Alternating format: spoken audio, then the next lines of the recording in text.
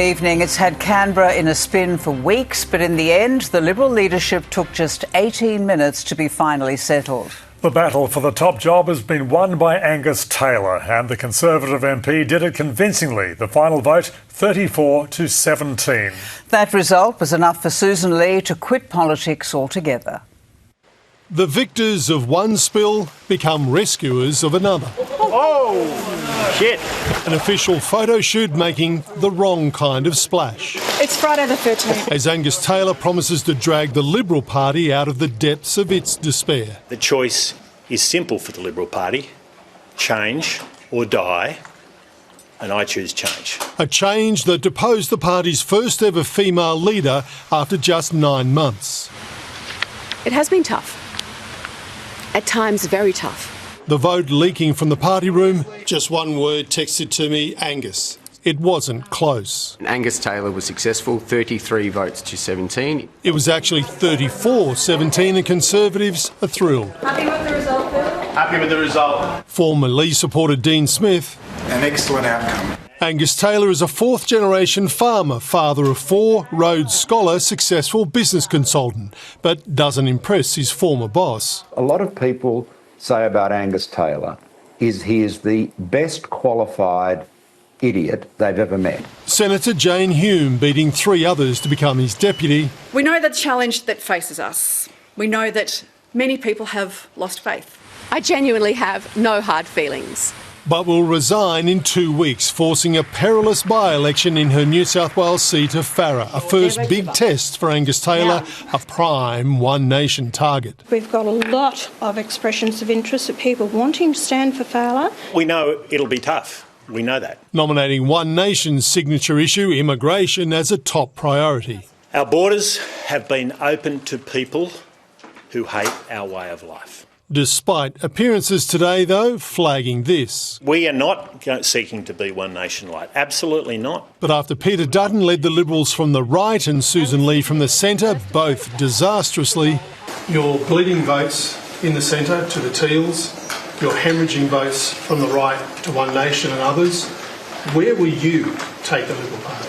Well, I don't really think of it as left, right or centre. Mark, we're going to take the Liberal Party forward, not left, not right. With each leaving something behind. I'm particularly conscious that we got some big calls wrong, especially on personal income tax, and it won't happen again.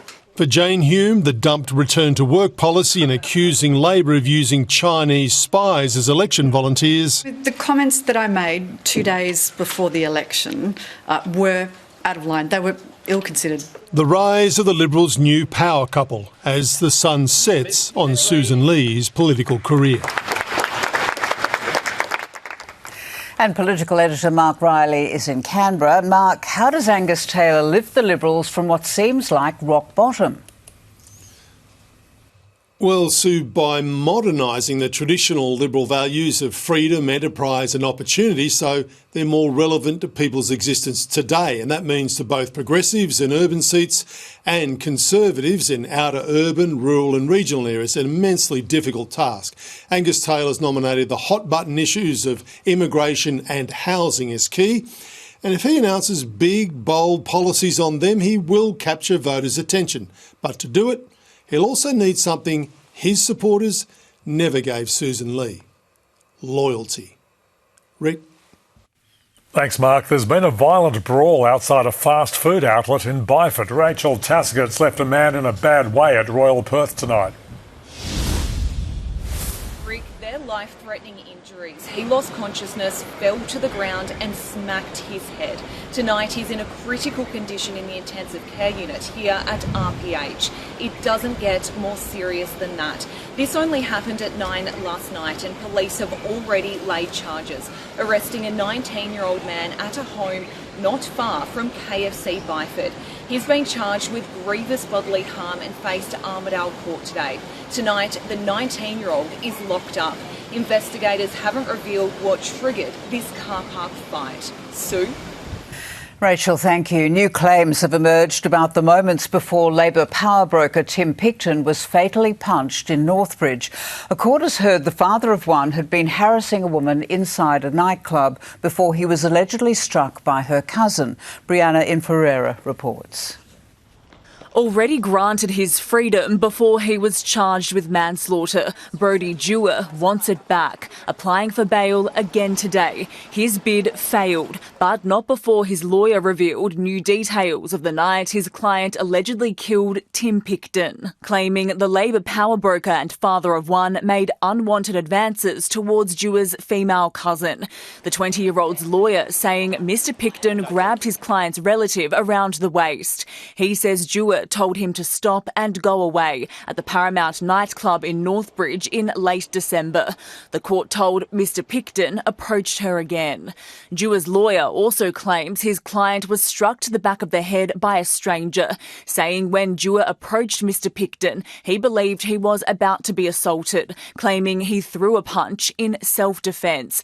But prosecutors say CCTV clearly shows Mr Picton made no aggressive motions. In a bizarre twist, Dewar was granted bail on the manslaughter charge, but he's still locked up, denied bail over a separate alleged assault in Kalamunda just days earlier. What does this mean for your family? Mr Waters, is there anything you'd like to say on behalf of your client? No, thank you. Prosecutors today argued it is highly unusual for a person to come before the court on two completely separate incidents with such similarities, saying it must raise concern Brodie Dewar is a dangerous person who poses a risk to the community. Brodie Dewar will face court again next week. Brianna Inferreira, 7 News. Perth CBD is preparing for a daily surge of 10,000 extra people when semester 1 begins at ECU's City campus. It's less than a fortnight away and local businesses are already counting down to the economic injection. This year marks a new chapter for Cara Mooney and the campus she's enrolled to attend. I've never seen anything like it and I can't wait to learn and explore. She's among thousands of new students at ECU City, Perth's first inner-city university. I'm coming in from Fremantle and it's actually a really good commute. We've currently got the bridge in operation, so it's almost easier to catch the train in. It's only orientation week here, but already there's a buzz. Was it a no-brainer enrolling here?